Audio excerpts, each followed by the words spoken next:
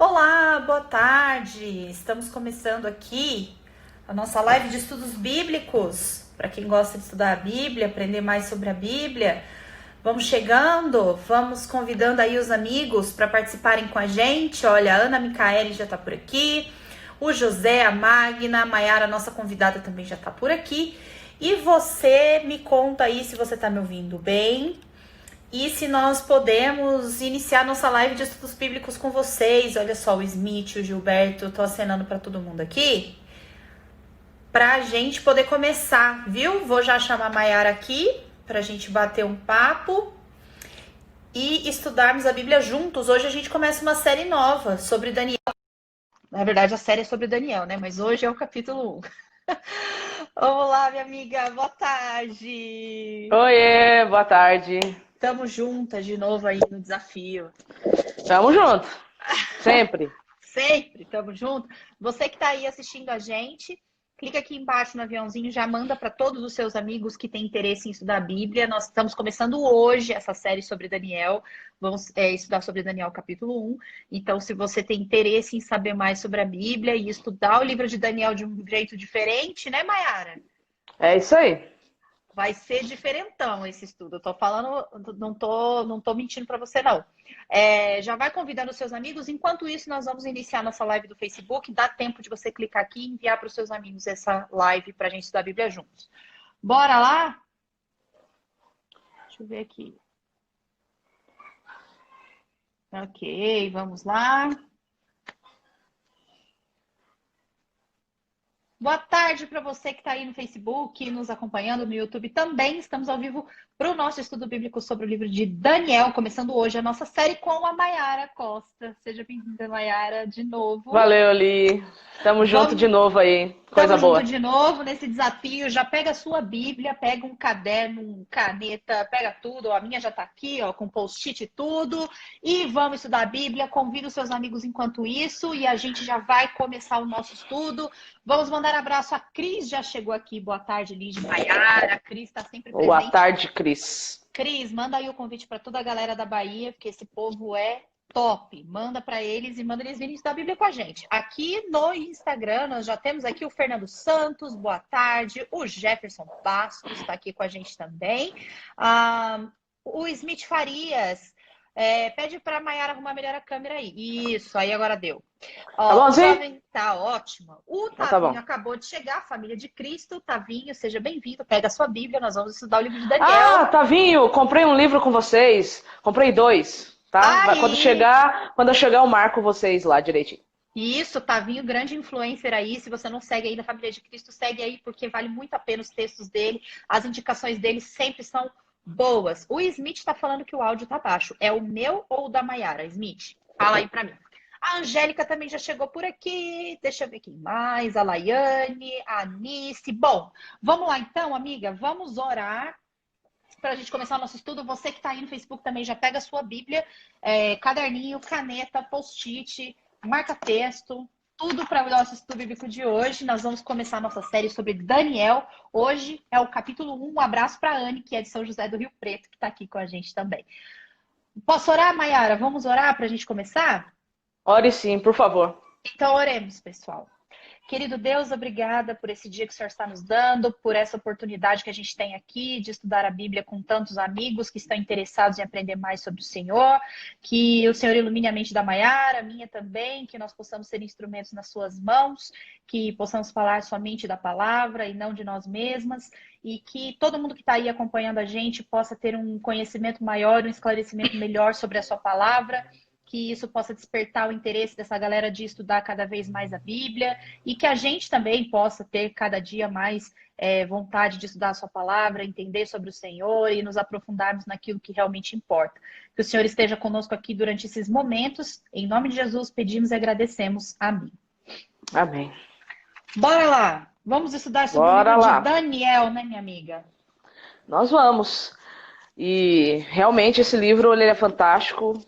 Eu tenho relido ele, né? Porque eu tenho reestudado ele com algumas pessoas nesse período de quarentena. E eu tenho descoberto coisas no livro que nunca tinha passado pela minha mente desde as primeiras vezes que eu li, que eu estudei, né? Então, acho que esse que é o legal. A gente não ir para o livro já achando que sabe tudo. Sim. A gente ter ir com uma mente, tentar ir com uma mente mais neutra, né? Mais limpa, e deixar o próprio texto, né? Se abrir para o próprio texto, para as informações que o próprio texto tem para trazer. Né? Eu acho que isso é muito válido. Bom, a nossa proposta com esse estudo do livro de Daniel é a gente falar um pouquinho, fazer um estudo um pouquinho diferente, né, Mayara? A gente vai falar sobre a narrativa, né, do livro de Daniel. Vamos estudar aí, e hoje nós começamos com o capítulo 1, então já abre a sua Bíblia aí no capítulo 1. Vamos falar um pouquinho do contexto do que está acontecendo aqui, né? Antes da gente entrar no estudo, capítulo 1 começa contando a história, né? E o título ali, Daniel na corte de Nabucodonosor, a gente vai ver ali como foi que aconteceu essa ida de Daniel e dos seus amigos para Babilônia. E aí nós vamos encerrar o capítulo 1 e aí passa aquela história sobre Daniel e os amigos permanecerem 10 dias, comendo apenas alimentos que não eram da mesa do rei, né? Que havia muitos alimentos impuros. A gente passa por essa história e aí depois a gente finaliza a história com o terminado período de treinamento dos 4 amigos ali. Eles vão servir ao rei no palácio, né? Certo. Resumão é isso. Vamos lá então, amiga. Você que manda. Partiu o resumão, né? Então, primeira coisa que a gente tem que entender, eu sei que quando você vai para Daniel, você já espera as profecias, né? Todo mundo, quando fala de Daniel, já pensa logo lá no sonho, já pensa logo nos bichos, já pensa, né, na parte profética. Só que a gente não pode esquecer que Daniel, ele é uma narrativa. Então, entre as profecias está acontecendo uma narrativa. A narrativa vai explicar o porquê daquelas profecias terem sido dadas, certo? Então, antes da gente querer entender o que significa tudo aquilo lá, a gente precisa entender o que está acontecendo, né? Sim. Então, a gente vai lendo aqui e vai comentando, tá bom, Li? Uhum. Vamos lá. E vamos vendo o que o próprio texto tem para dar de informação para a gente em relação ao que aconteceu, tá? Beleza. Então vamos lá. Daniel capítulo 1, a partir do verso 1, diz assim, né? No ano terceiro do reinado de Jeoaquim, rei de Judá, Nabucodonosor, rei da Babilônia, veio a Jerusalém e a sitiou. Eu não sei se vocês entendem o que é uma cidade sitiada. Eu não sei se vocês já pararam para pensar nisso. Se vocês já leram na Bíblia o que a Bíblia explica sobre o que é uma cidade sitiada. Se você ler aqui em Jeremias capítulo 15, só para a gente poder entender o que representa uma cidade sitiada, Jeremias capítulo 15, a partir do verso 1, né, diz assim, ó, Jeremias capítulo 15, a partir do verso 1. O texto bíblico diz assim, né? Então o Senhor me disse, mesmo que Moisés e Samuel se pusessem diante de mim, meu coração não se inclinaria para este povo, mande-os embora, que saiam da minha presença. Se lhe perguntarem, para onde iremos? Responda, assim diz o Senhor, quem é para a morte, quem é para a espada, quem é para a fome, vai para a fome, e quem é para o cativeiro, vai para o cativeiro. Então entenda, uma cidade, quando ela está sitiada, os suprimentos básicos de sobrevivência dela são cortados. Então, o suprimento de comida é cortado, o suprimento de água é cortado. Em cidade sitiada, ninguém entra e ninguém sai. Certo? Então, aqui nós temos uma informação que o texto de Daniel já começa dando, que quando Jeoaquim era rei ali pelo seu 3º ano de reinado, né, Babilônia sitia o reino de Jerusalém, sitia ali o reino de Judá.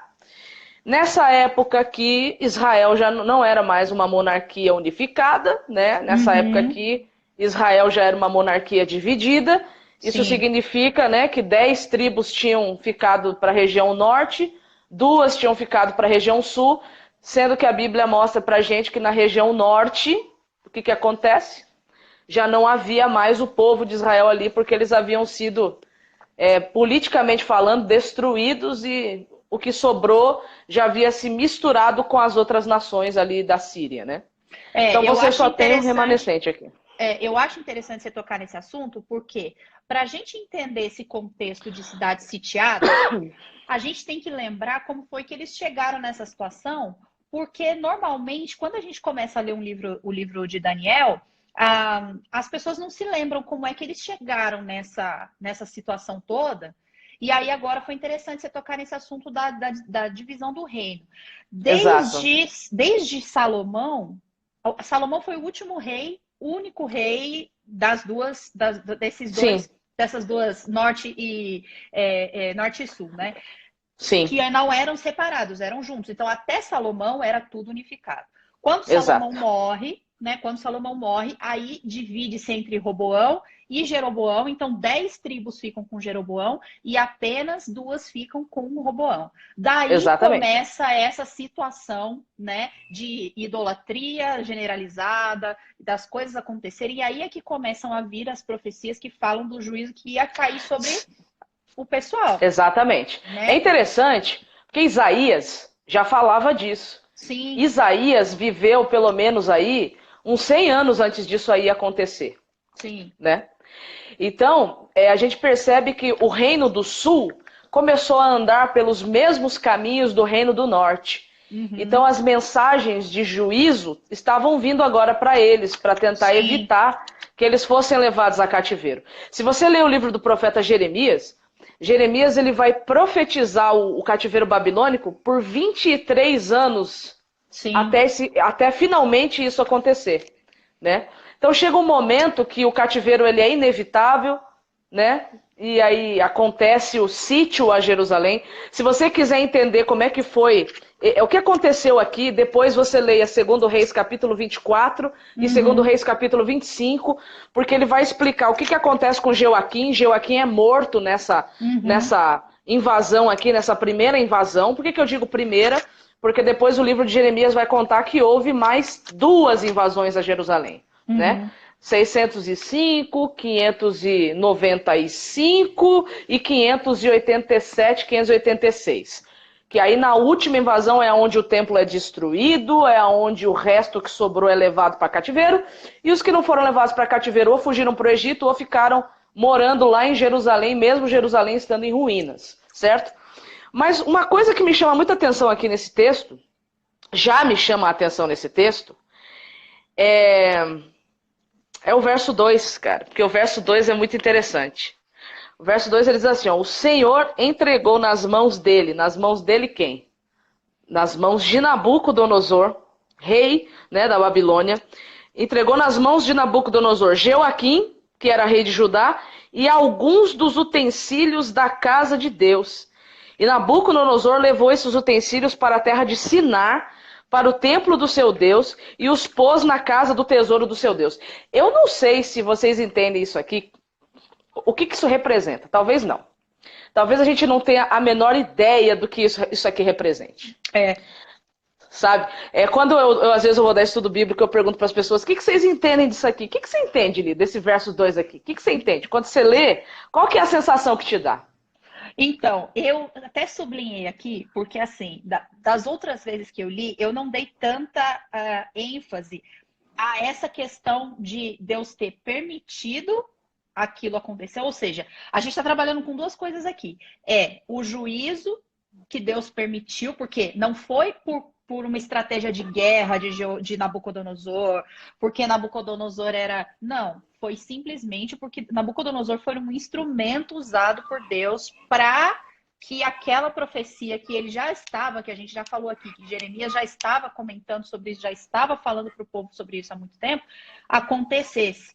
Então, eu fiquei lendo esse texto aqui, ó, e eu até sublinhei aqui na minha, ó, que o Senhor deu a vitória, tudo tal. E aí eu coloquei aqui, né, alguns utensílios sagrados do templo de Deus. O quanto a gente perdeu a noção do sagrado ao ponto da gente ler esse texto e, de repente, pensar, tá, mas ele levou os utensílios.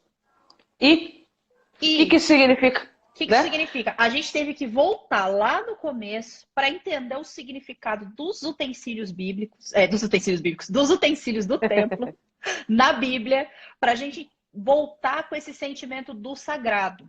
Bem lembrado. Então você tocou num ponto importante. Esses utensílios aqui eram utensílios sagrados, certo? Sim, haviam sido separados para a adoração a Deus. Esse é o primeiro ponto, certo? Essa é a primeira questão. Tem alguns detalhes desse texto aqui que eu acho fundamentalmente importante comentar. Sim. tá? Primeiro, quando você lê o livro de Jeremias, sobre Nabucodonosor, a gente vai ter uma elucidação maior, um esclarecimento maior quando a gente for para o capítulo 2, tá? Uhum. Mas, então eu não vou comentar isso que eu ia falar do Nabucodonosor agora não, que eu vou comentar Não, só no domingo que vem. não dá spoiler, deixa eles Não, estudarem sem semana que vem. spoiler. Então aqui, esquece o Nabucodonosor, o que eu ia falar do Nabucodonosor, vou falar outra coisa. São duas coisas que me chamam a atenção aqui. O fato de Nabucodonosor ter se apoderado dos utensílios do templo, Sim. ter levado esses utensílios para a terra de Sinar, Uhum. e pô-los, né, e colocá-los na casa do seu Deus. Gente, é o que eu sempre digo, para quem já me ouviu falar. Os detalhes não estão no texto à toa, não é pobreza de vocabulário, e existe um motivo, um objetivo disso estar sendo mencionado aqui, certo? Então veja só, para quem é bom de memória, sabe qual que é a primeira vez que se menciona a terra de Sinar na Bíblia? Você sabe? Não lembro. Gênesis 11. O que tem em Gênesis 11? Dos versos 1 a 9. O relato de Babilônia. Sim. Do começo do nascimento ali de Babilônia, da cidade de Babilônia, né? Aqui Babilônia é um império já, mas lá em Gênesis 11 é uma cidade. É uma cidade que nasce de um dos descendentes, né? De um dos filhos de Noé, de um dos descendentes ali, né? De um dos 3 filhos de Noé, certo? E é muito interessante que o nascimento de Babilônia, se depois você ler direitinho lá em Gênesis 11, ele acontece como uma rebelião a Deus. Ele acontece como uma contraposição a Deus. Deus pede para que eles se espalhem e multipliquem, se espalhem e se multipliquem, para que o nome de Deus fosse levado por toda a terra. Eles não querem. Eles querem se unir naquele lugar para que o nome deles se torne famoso e eles constroem uma torre com o objetivo de chegar até o céu. Lembra disso? Então, isso aconteceu pela primeira vez na terra de Sinar.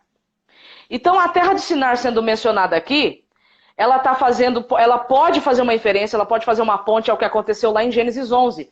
Porque aqui agora você tem um rei que está se apoderando dos utensílios do Deus de outro rei, levando aqueles utensílios para a terra de Sinar, para a casa do seu Deus.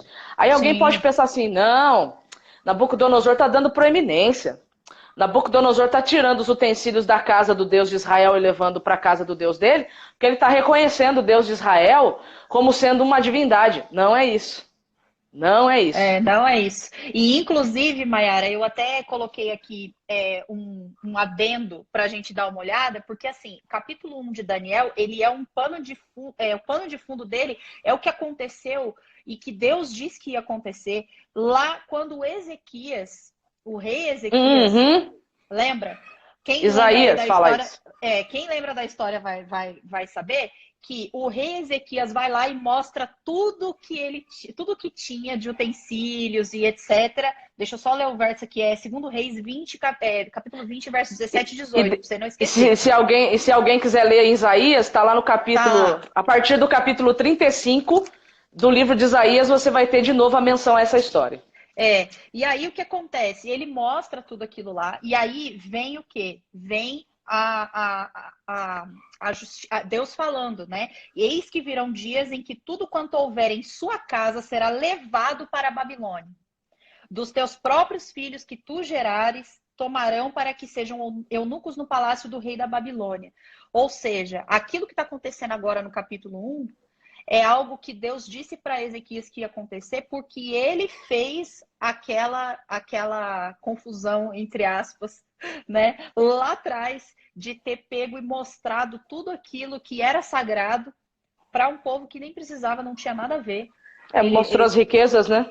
O povo tinha ido lá para saber de Deus, da cura milagrosa, e ele mostra as riquezas do reino, né? Quando ele tem a oportunidade de falar de Deus, do Deus verdadeiro, de testemunhar, quando a embaixada da Babilônia chegou lá, ao invés dele mostrar o que de mais valioso ele tinha, que era o conhecimento de Deus e o Deus verdadeiro, e aproveitar aquela situação para falar de Deus, ele aproveitou para mostrar as riquezas e as coisas materiais. E aí vem essa advertência de que isso ia acontecer. E agora está acontecendo, quando eles estão lá no capítulo 1. né? Exatamente, exatamente, exatamente. E aí agora eles estão, né? Aqui a gente nem entrou ainda. Olha, só um negócio, tá? A gente vai lendo e conversando. Sim. Se não der para terminar o capítulo 1, a gente dá sequência, tá? Eu costumo fazer assim, Sim, não, tá? amiga. É um bate-papo, E certo? o detalhe, é um estudo bíblico bem detalhado com uma Sem narrativa. pressa, Sem sem pressa. pressa. Se você tá com Exatamente. pressa, meu irmão, se você tá com pressa, meu irmão, nem, Nem, nem nem vem, adianta, tá? não vem com nós, entendeu? Sabe Não por vem com quê? nós. É porque tem muitos detalhes. E quando a Sim, gente lê com pressa, a gente. Ó, é. pra você ter uma noção, só no verso 1, dava para estudar toda a árvore genealógica de Joaquim para você entender por que foi na família dele. Eu nem entrei nesse mérito. Eu Não, nem entrei, e eu né? tenho, porque eu tenho o costume de no caderno, eu vou escrevendo e fazendo uns desenhos, Aí, né? que legal. Aí eu já fui Ah lá. fazendo aqui o negócio, eu fiquei aqui, ó, os reizinhos tudo aqui. Aí eu Maravilha, é fiquei isso dando uma mesmo. olhada. Aí eu pensei, falei, gente, depois nós vamos ter que fazer um desenho e disponibilizar, porque para Ah, pessoa ótimo. Eu vou te passar também os resumos que eu tenho, aí você isso, faz um desenho e posta. é Fechou? isso, Aí a gente posta. Então, Pronto, assim, vai. a gente a gente tinha parado na questão de achar que talvez, né, Nabucodonosor tenha levado porque era uma forma de considerar o rei, o Deus de Israel. Sim, Não é isso. Quando você estuda na história, quando você estuda no Antigo Testamento, os povos pagãos, quando invadiam outras nações, eles tinham um hábito, tinham um costume. Geralmente as outras nações tinham deuses, né? sim. Tinham postes ídolos das suas divindades, tinham imagens de escultura das suas divindades, certo? Uhum. E aí o que acontece? Quando uma nação invadia a outra, para aquela nação que estava invadindo aquela cidade mostrar e provar para aquele povo que a partir de agora eles estavam cativos, a partir de agora eles estavam submissos àquela nação, eles derrubavam os postes ídolos Sim, derrubavam as imagens de escultura daquelas divindades adiante dos olhos de todo mundo, para poder mostrar que aquelas divindades agora haviam perdido a guerra para as divindades daquela nação, certo? uhum. Só que no povo de Israel, no povo de Judá, não tem imagem de escultura daquele Deus. Por quê? Uhum. Porque Deus havia proibido o povo dele de fazer qualquer tipo de imagem de escultura, certo? Era uma proibição, era uma lei. Aliás, você sabe por quê que Deus pediu isso, Lê? Não, amiga, vai lá. Isso, sabe, eu fiquei pensando, falo, a gente lê a Bíblia, lê lá os mandamentos, mas por que Deus pediu para não fazer imagem de escultura? Nem imagem do que existe em cima, nem semelhança do que há embaixo na terra, para adorar ele, ou seja, para representá-lo. Por quê? Se você se lembrar bem, lá em Gênesis 1, verso 26 e 27, diz assim, que Deus cria o ser humano para ser sua imagem e sua semelhança, certo? Sim. Uhum. Se o homem deveria ser a representação de Deus na terra, então o homem não precisa fazer uma imagem de escultura, porque Deus já tem a imagem dele. Já Sim. tem o ídolo dele. Então a imagem e o ídolo dele seria o próprio ser humano. Então é como se Deus virasse para eles e falasse assim, ó, vocês não precisam ficar fazendo imagem de escultura, porque você já é a minha imagem. Então não precisa confeccionar uma nova, porque eu já tenho você. Uhum. Cara, então quando eu descobri isso, eu falei, nossa, que E eu achei interessante você falar legal. isso, porque é demais. E eu fiquei pensando aqui no seguinte: a gente está lendo aqui, claro, com calma o capítulo 1, mas aí me veio na memória um negócio. Você falou disso, da questão de nós sermos a representação e a imagem e semelhança, então a gente deveria. Então, o que acontece? Um pouco mais para frente no capítulo 1, quando Daniel resolve não se utilizar daqueles alimentos e de testemunhar através do próprio corpo, ele realmente está cumprindo essa questão de ele ali dentro ser alguém que está representando que através do próprio corpo, que através da própria vida, através do próprio testemunho, ele está vivendo ali dentro, sendo uma imagem de Deus dentro do local. Sim, sim. Bem E nós vamos interessante aprofundar isso depois, mais ainda lá no domingo que vem, quando a gente entrar no capítulo 2, né? Mas é isso que você falou, exatamente isso. Então, o que representa Nabucodonosor tirar, então?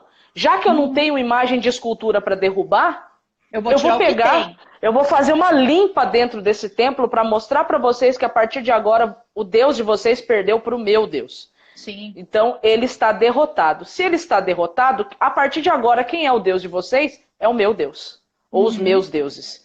Sim. Então aqui, quando isso acontece para o povo de Jerusalém, representava que eles haviam sido derrotados. Uhum. E que Deus É, havia sido derrotado. e é o golpe final de que realmente eu tomei tudo o que vocês têm, é isso, né? Ele pegou, Exato, levou para lá, então, gente, acabou. Agora eu que mando nisso daqui. exato. Então, assim, para eles agora aquilo representava que Deus havia sido derrotado, eles haviam sido derrotados, eles estavam perdidos.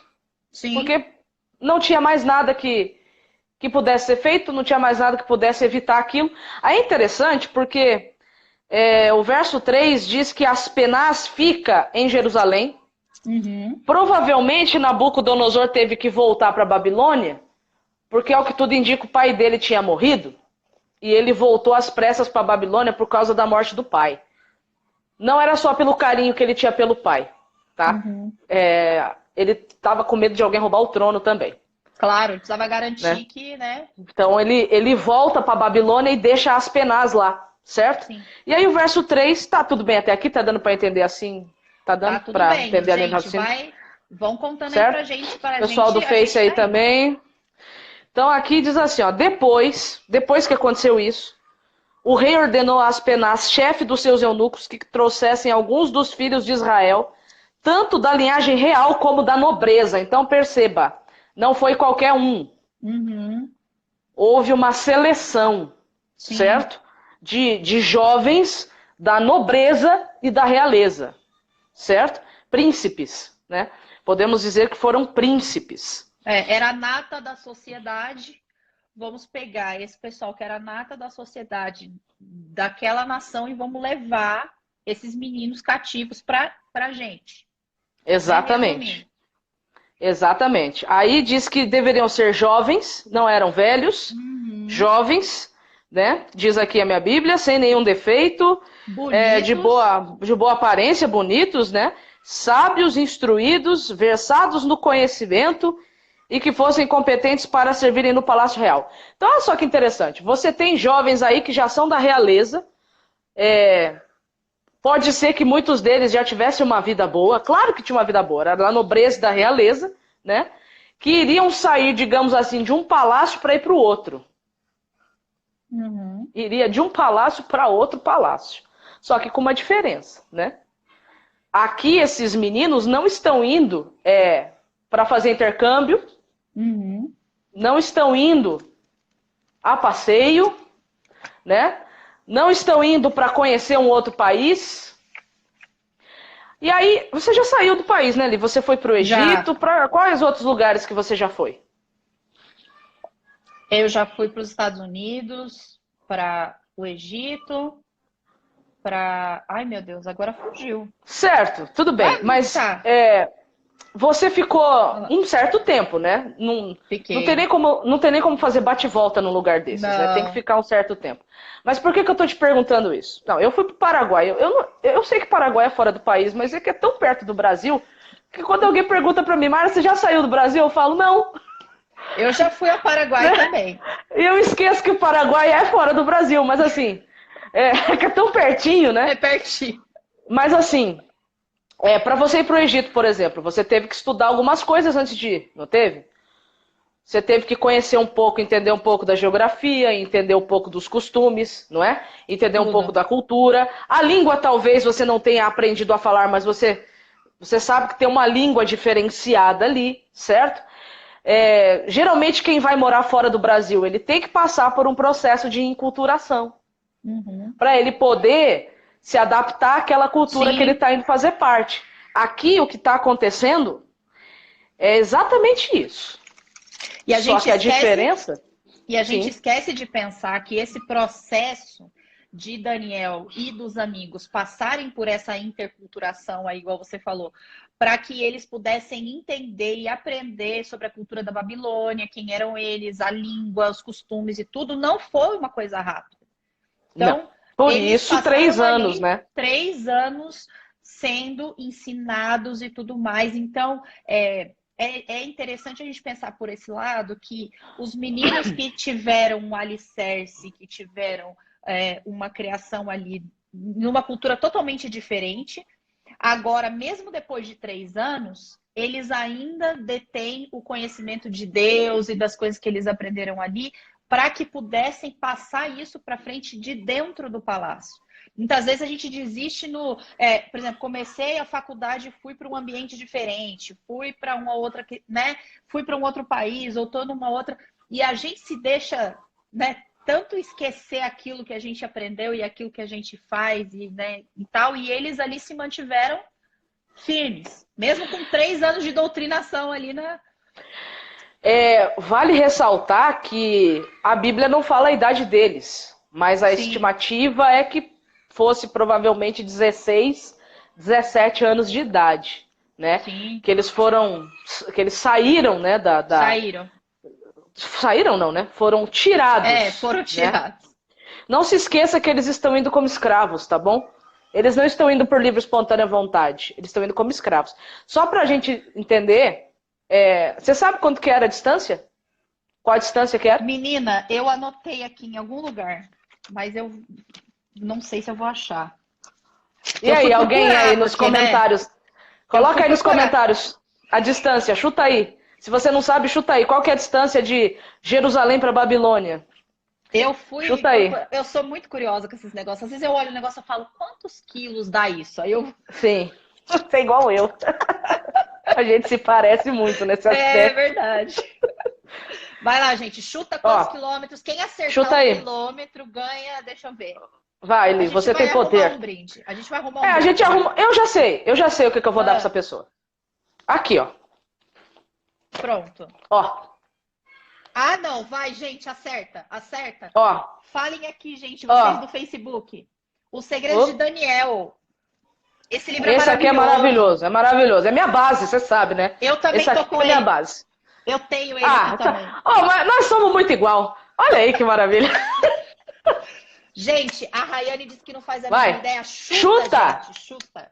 Distância de Jerusalém para Babilônia. 440 quilômetros, 4.000 quilômetros. Ok. Não tenho noção de espaço, tá. Tá igual eu. 300 quilômetros. O Eric disse 3 meses de viagem. A Jasmine, 3.000 quilômetros. Aqui no Facebook ninguém quer chutar, ninguém quer ganhar o livro. 1.200 aproximadamente, a Lucineide. E aí, a gente vai por aproximação, se ninguém acertar? Ó, 1.500. Se ninguém acertar, a gente vai no que foi mais perto. 500, 5.000. 40 dias, o Bruno falou no Facebook. Aproximadamente 1.200 quilômetros, 200 quilômetros. A Marlene no Facebook falou 1.020 quilômetros.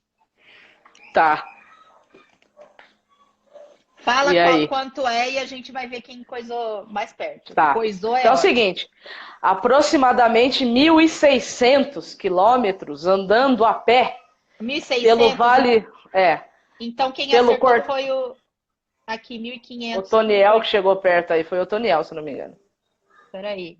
Cadê, gente? Sumiu o comentário. Alguém falou 1.500 quilômetros.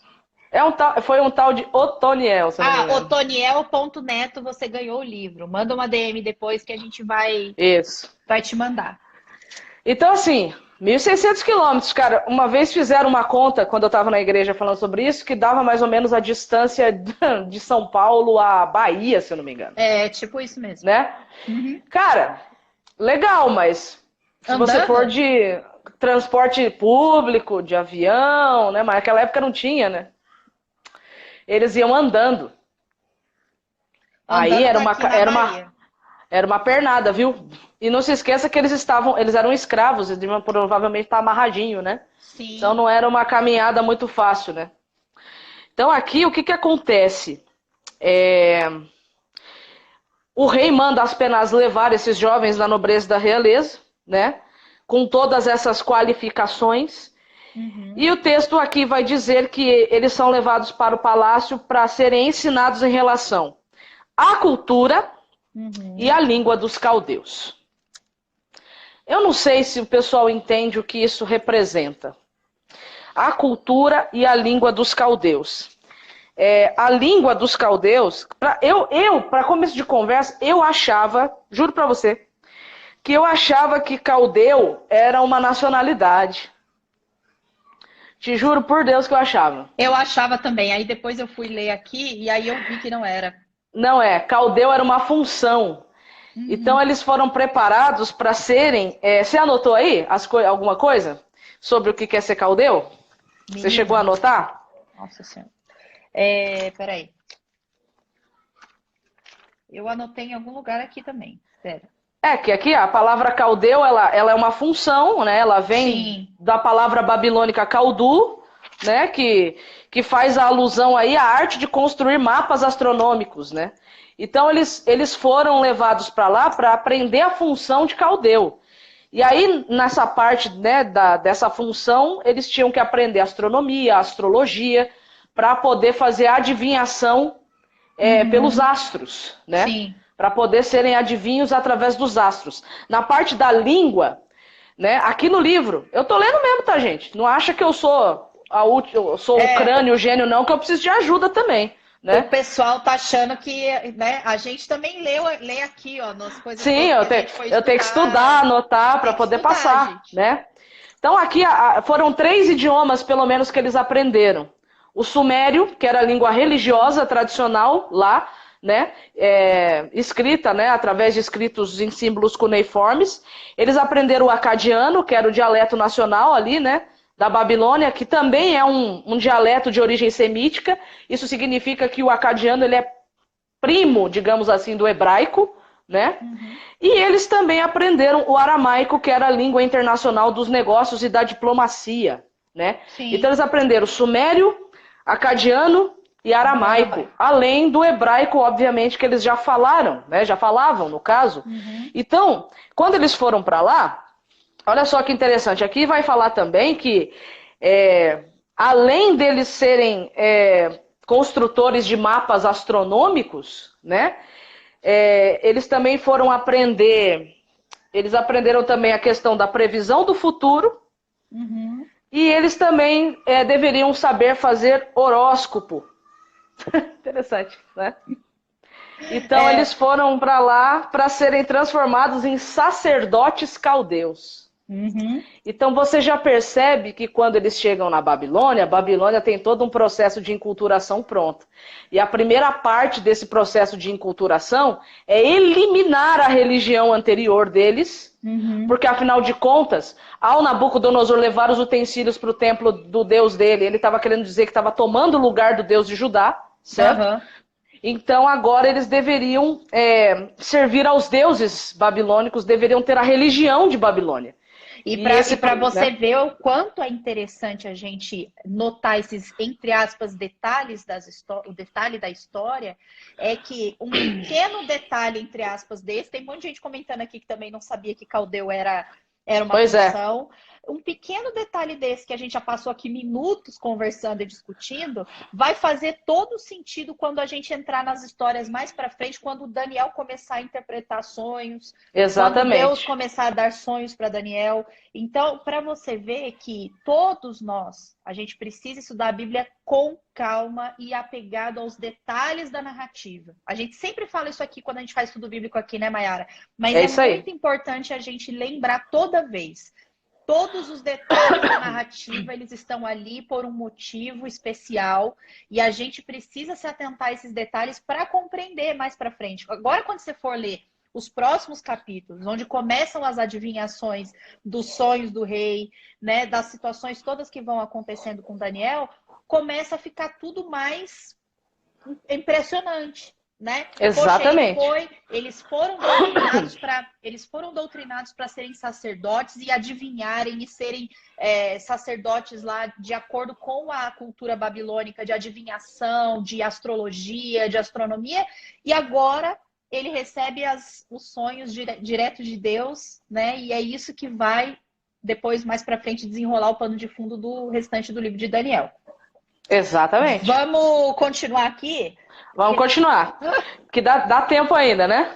Ó, se o povo do Instagram cair aqui, acabar a transmissão, vocês vão lá aqui com a galera aqui do Facebook e do YouTube, porque a gente continua lá. É uma possibilidade. É Sim. uma possibilidade, vai. Continua. Sim.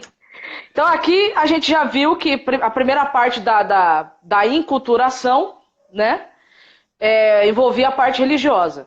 A segunda parte fala sobre a questão da alimentação, certo? Que diz assim, o rei determinou que eles recebessem uma alimentação diária tirada das finas iguarias da mesa real e do vinho que ele bebia.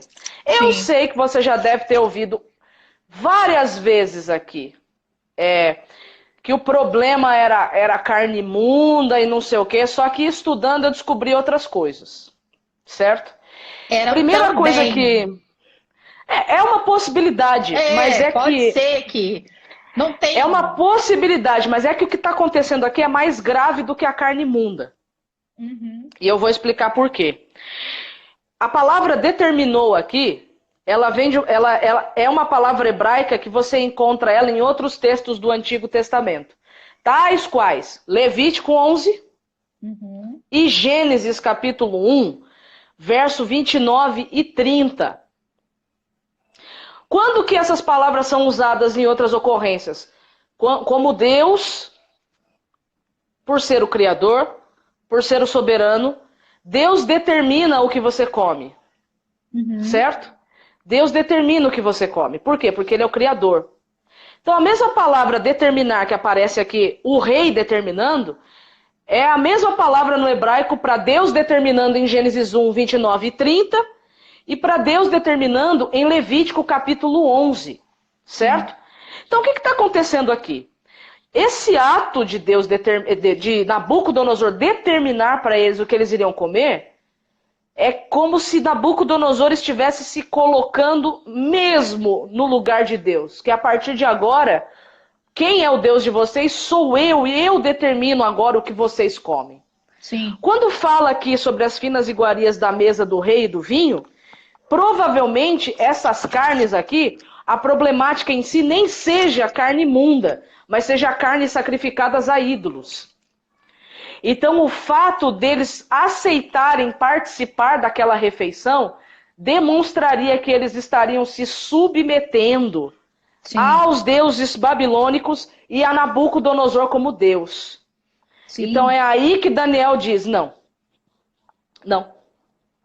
E ele provavelmente sabia que isso era uma ofensa muito grande para o povo para pedir isso.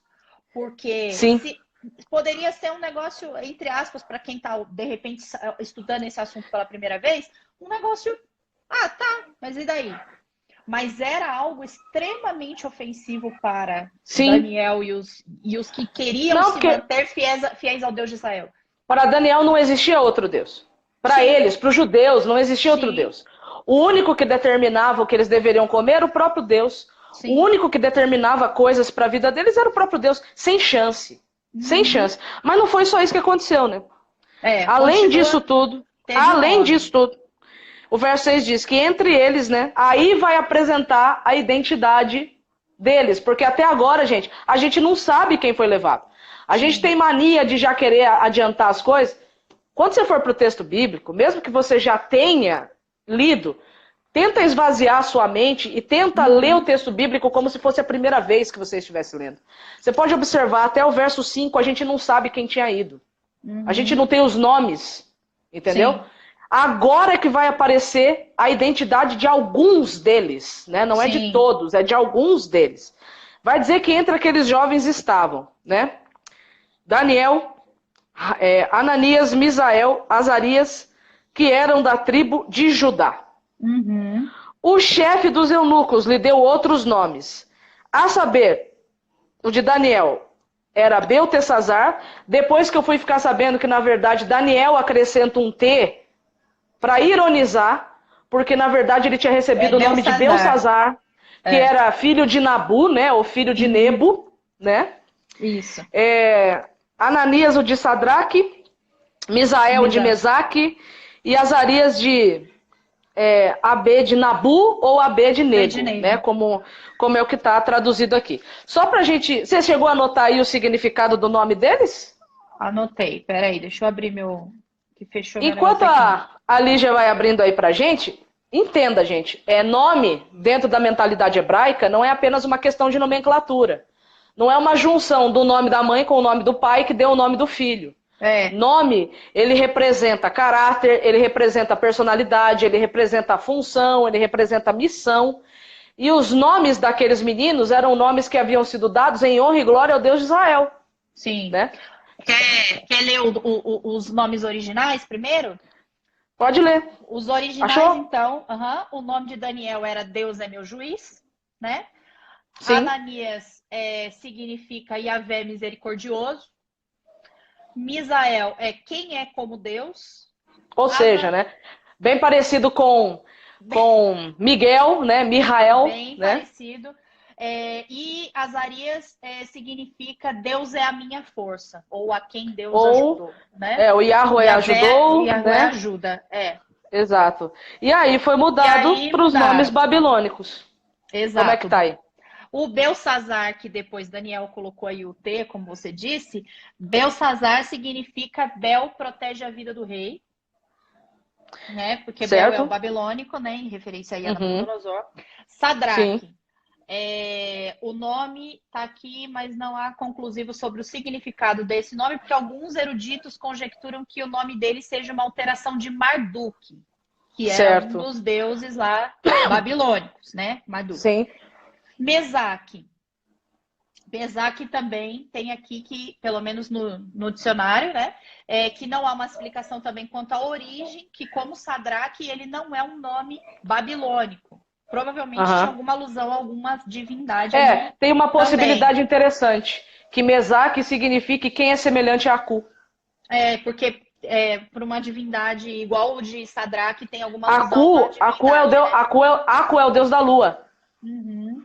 Então, o nome dele era quem é semelhante a Yahvé? Agora ele recebe o nome, quem é semelhante a Aku? Meio que uma ironia mesmo, né? Meio que uma ironia. E o Abednego, você já falou ali, é o servo do deus Nabu, que também é uma divindade babilônica, né? Então, cara, é muito sinistro, porque quando eles chegam na Babilônia, o processo de enculturação está totalmente pronto. Sim. E você pode observar que Babilônia não trabalha com voluntariedade. Ela não trabalha com sugestões, ela trabalha com imposição. Imposição. E a imposição da identidade, que também eles pegaram nomes em que tivessem, entre aspas, uma afronta ao nome anterior que eles tinham. Sim, eles estavam querendo apagar tudo o nome de Deus. Exatamente. Eles estavam querendo apagar o nome de Deus, apagar a presença do Deus deles.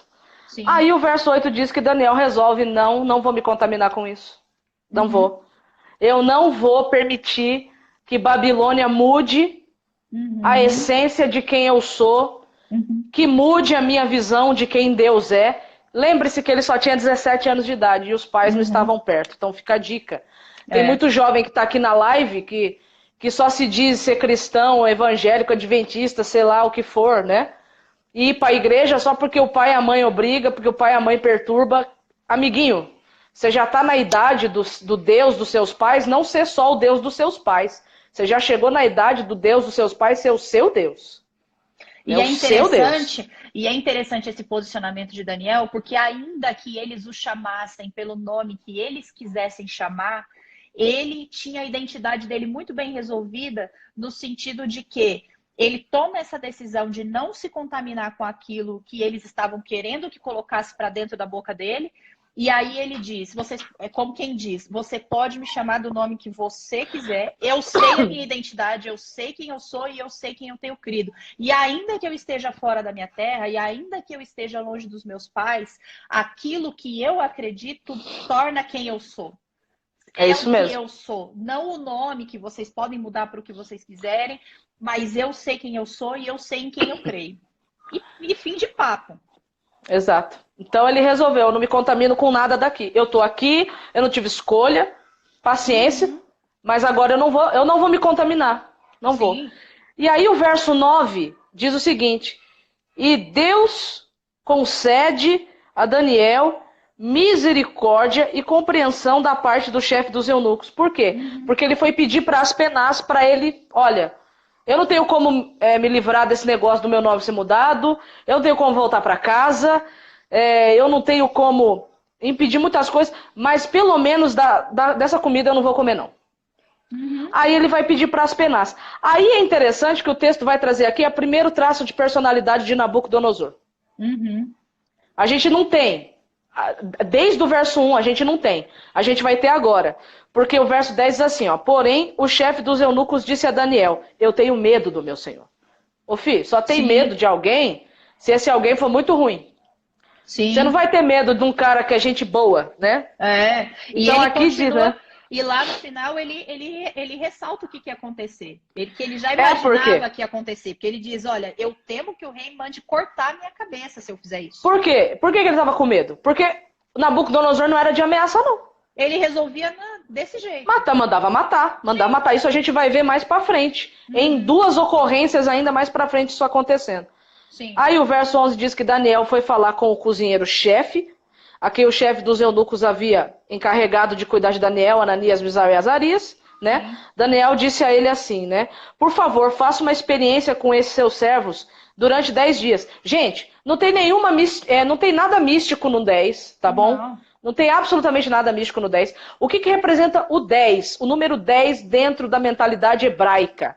O número 10, dentro da mentalidade hebraica, ele representa o mínimo de uma parte. Ou Sim. é a mínima parte de um todo. Então, o que Daniel está pedindo ali para o chefe dos cozinheiros é o seguinte: o mínimo, prove a gente o mínimo possível que for. Nos dê o mínimo, né? uma mínima possibilidade de nós provarmos para você que nós não vamos estar mais fracos. Né? Uhum. O que tinha para comer que não fosse as iguarias do rei é o que eles acabaram comendo aqui. Sim, é o que sobrou. Legumes e água. Os legumes e água. E aí ele diz, depois compare a nossa aparência com a dos jovens que comem das finas iguarias do rei, dependendo do que enxergar o Senhor, do que você enxergar, o Senhor decidirá o que fazer com esses seus servos. Então olha só, a humildade, a prudência, a sabedoria de Daniel. Daniel não chegou metendo o pé na porta, Daniel não chegou exigindo, Daniel foi prudente, foi sábio, foi educado, ele pediu permissão, né? Ele se colocou numa posição de humildade. E eu acho muito importante isso que você está dizendo sobre a questão da humildade, Mayara, porque assim, olha, de verdade, do fundo do meu coração, isso aqui me incomoda demais, esse traço de caráter, de personalidade de Daniel. Porque muitas vezes a gente, em nome, entre aspas, da nossa religião, em nome de Deus, em nome de muita coisa, a gente chega para conversar com as pessoas sobre a nossa fé e sobre as coisas de maneira muito soberba. E aí, o que poderia ter acontecido? Daniel poderia ter tido outra coisa, que ele poderia dizer assim, não, peraí, eu não sou do povo de vocês, não é isso. Eu sou príncipe. Eu como, é isso que tem para comer, eu não como, eu sou um príncipe, eu sou filho do Deus de Israel, que é muito maior que o Deus de vocês, e eu não quero saber disso daqui. E essa é muitas vezes a atitude que a gente tem em relação a outras culturas e outras pessoas e outras denominações e outras pessoas que creem diferente de nós. E a gente precisa olhar isso daqui. Por isso que a gente está falando, gente, nós estamos estudando com calma. Se é para ser com pressa, vocês não vão achar o estudo aqui. Mas é interessante a gente parar e pensar nessa narrativa. Veja o tipo de comportamento que ele teve diante de uma situação adversa. Exato. Né? Eu acho interessantíssimo esse posicionamento aqui. Exatamente. Aí o 14 vai dizer que o cozinheiro-chefe concordou e fez a experiência durante os 10 dias. E no 15 diz que no fim dos 10 dias a aparência dos 4 jovens era melhor. E eles estavam mais robustos que todos os jovens que comiam das finas iguarias do rei. Vale ressaltar uma coisa aqui. A gente põe o mérito nos legumes e na água. Ok, eu concordo. Mas o mérito deles estarem assim é mais porque Deus teve misericórdia deles, como a gente leu lá no verso 9, simplesmente, somente, exclusivamente por causa dos legumes e da água. Sim. Ok, gente? Não se esqueça. Foi a misericórdia de Deus que permitiu que eles pudessem aqui estar mais fortes, mais robustos. E aí o 17 diz, e a estes 4 jovens, Deus Deus, Sim. Deus Todo-Poderoso. Deu o conhecimento e a inteligência em toda a cultura e sabedoria, mas a Daniel deu inteligência para interpretar todo tipo de sonhos e visões. E aí diz o 18, que é o final do tempo determinado pelo rei, né, para que os jovens fossem levados à sua presença. O chefe dos eunucos os levou à presença de Nabucodonosor. Então o rei falou com eles, e entre todos não foram achados outros como Daniel, Ananias, Misael e Azarias, por causa da presença de Deus com eles. Sim. E aí o verso diz, né, no 20, que em toda a matéria de sabedoria e inteligência, sobre o que o rei lhes fez perguntas, os achou 10 vezes mais, minimamente mais inteligentes, né? 10 vezes mais inteligentes do que todos os sábios e encantadores que haviam ali em todo o seu reino, e Daniel continuou ali até o primeiro ano do reinado de Ciro. Então, assim, quantas lições a gente pode aprender do capítulo 1 de Daniel? Você pode extrair as suas, né? A gente extrai as nossas. Mas a maior lição é que o personagem central dessa narrativa do capítulo 1 não é Daniel, não é Ananias, não é Misael, não é Azarias, é o próprio Deus que foi com eles para a Babilônia, que estava lá com eles na Babilônia, que concedeu a eles misericórdia lá em Babilônia, né? Sim. E, enfim, tem muita coisa que dá pra gente extrair. Infinitas lições, mas eu acho que o principal da gente parar e pensar, gente, é isso. A gente precisa estudar a Bíblia com calma e se atentando a pequenos detalhes que parecem pequenos, mas não são, que fazem com que a gente veja o quanto Deus, ele atua na vida das pessoas e atua na nossa também, e atuou. Num capítulo a gente já viu tudo isso. E veja, eles passaram por um processo de muitos e muitos anos de idolatria e de coisas que aconteceram com a separação desses reinos até chegar nessa situação em que eles foram sitiados e eles foram para lá. Mas perceba que Deus, ele tentou, ele foi atrás através dos profetas, ele foi lá e promoveu e promulgou ali as suas palavras para que as pessoas se arrependessem. Então, às vezes a gente olha, Mayara, para o livro e vê lá eles sendo levados cativos, escravizados e tal, mas muitos e muitos anos antes já tinha começado, Deus já tinha falado através dos profetas que isso ia acontecer para que o povo se arrependesse, para que as coisas fossem acontecendo. Então, não é um livro só de juízo ali para que a gente olhe e fale, não, Deus foi ali e castigou o povo. Às vezes dá essa impressão para quem começa a ler e não olha o contexto e não faz igual a gente estava falando as aqui. Pontes. Façam as pontes, porque ao mesmo tempo que fala do cativeiro, fala também da libertação. Exatamente. Né? E para aqueles que estavam firmes em Deus, eles criam, assim como Daniel cria, e foi um instrumento para também, mais para frente a gente vai ver profecia, né? Mas para você ver que aqueles que se mantiveram firmes em Deus, ele passou por aquilo porque ele sabia que era algo que estava previsto que ia acontecer para eles. E infelizmente chegou. A semana que vem, a gente vai entender por que Deus permitiu o cativeiro. Sim. Exatamente. Qual que era o plano de Deus? Para Israel, lá para Judá no cativeiro. Qual que era o plano de Deus para Nabucodonosor? Eu nem vou falar muito, não. Semana que vem... Não dá spoiler. Porque começa... Agora que o negócio vai começar, entendeu? A gente tem que... Então, assim... aqui o capítulo 1, ele já dá uma possibilidade de identificação. Sim. Ou você é Babilônia, ou você é Israel. A gente adora falar que é Israel, será? Será que as pessoas também não têm medo de você, não? Será que as pessoas também vão pisando em ovos quando precisa conversar com você? Né? Então vai começando aí a pegar as próprias referências que o texto traz, faz uma comparativa com você mesmo. É interessante. Essa autoanálise é a coisa mais legal que a gente pode fazer quando a gente está lendo o texto bíblico. Porque essas pequenas, entre aspas, características que a gente vai anotando sobre nós e sobre Deus, né, quando a gente faz essa comparação, é que realmente trazem à tona na gente um momento de reflexão do tipo, será que eu realmente estou fazendo isso? Será que quando ninguém está me vendo e eu estou num outro lugar, como é que eu reajo? Quem eu sou quando as pessoas me questiono, ou quem eu sou quando eu estou num contexto fora da igreja, né? Fora de perto de quem pode, ali os olhos que podem me julgar ou podem achar e etc, né? Então isso eu achei fantástico, surreal. Eu acho que a gente vai ter muita coisa para ponderar Nossa, ainda no livro de vai. Daniel. A gente vai ter que ir e voltar várias vezes. Assim, vai pensando, lê de Vai, novo, anota, faz o seu comentário, que se você achou, que você entendeu? O que isso. você aprendeu? Vai pesquisar no Antigo Testamento as referências. Isso. E manda pra gente aí também, gente, por direct. Você aqui no Facebook manda aqui nos comentários. A Fran Fernandes está aqui, ó, da área 1 da APSO. Nos conhecemos ontem, né, Fran? Que bom que você está aqui hoje com a gente. E vão mandando, a gente vai também disponibilizar depois para vocês. Ô, Mayara, eu tava pensando, como é que a gente vai fazer isso? A gente devia criar uma forma de mandar para o pessoal que está fazendo o estudo com a gente, os conteúdos, mas só para quem está fazendo um estudo, para eles chamarem mais amigos para estudar com a gente. É, porque soltar no nosso Instagram é muito Sabe, fácil, né? sabe o que eu estava pensando? A gente podia pegar, você que está aí no Facebook e no YouTube, vai lá no nosso perfil do Instagram para seguir a gente. Eu estava pensando em fazer lá no Melhores Amigos.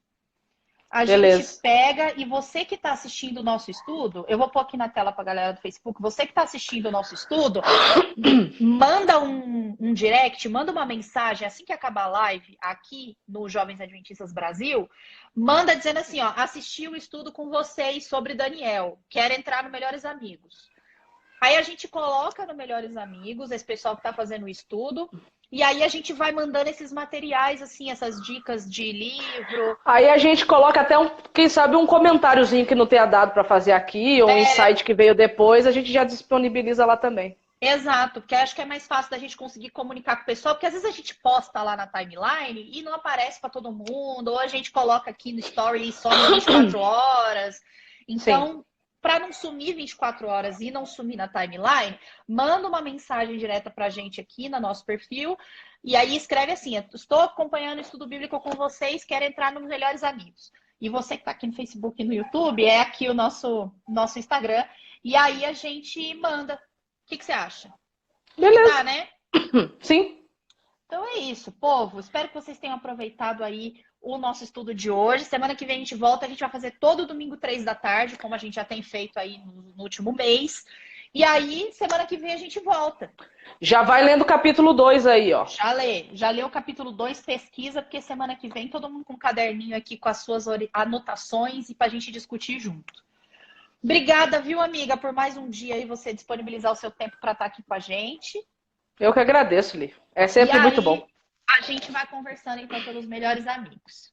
A Fechou. Cris falou para a gente colocar um destaque. Eu posso colocar um destaque também. É que a gente vai colocar muita coisa lá e aí acho que de repente no destaque não vai caber. Porque tem um limite de destaque também, né? De story no destaque. Vamos orar então para a gente encerrar nosso estudo de hoje? Sim. Então Vamos. oremos.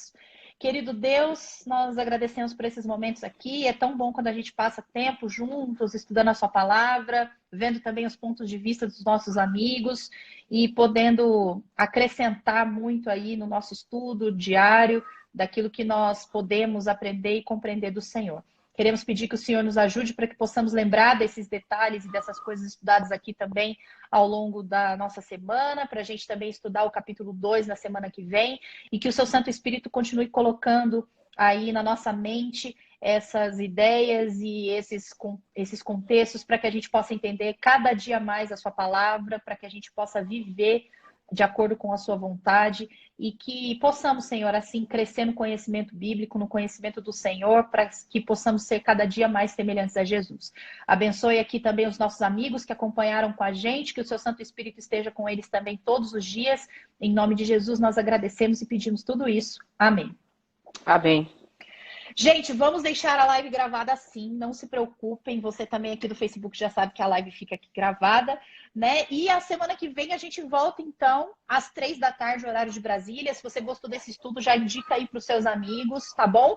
Se você tem algum amigo que não acompanhou, pega o link aqui do nosso IGTV e manda para ele no Instagram e você compartilha aí com seus amigos no Facebook e no YouTube também, para a semana que vem a gente estudar junto. Aí a galera que perdeu já estuda o capítulo 1 e semana que vem a gente volta com o capítulo 2.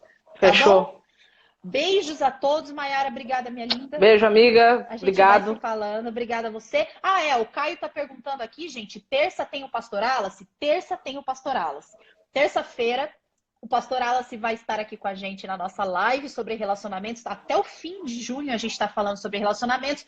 O tema de terça-feira é como lidar com as crises. Não importa se é namoro, noivado ou casamento, a gente vai falar sobre crise em todas essas etapas aí. Então já avisa os amigos, amigas, todo mundo que está aí passando por crise ou já quer se preparar para a crise, porque ela vem, tá bom?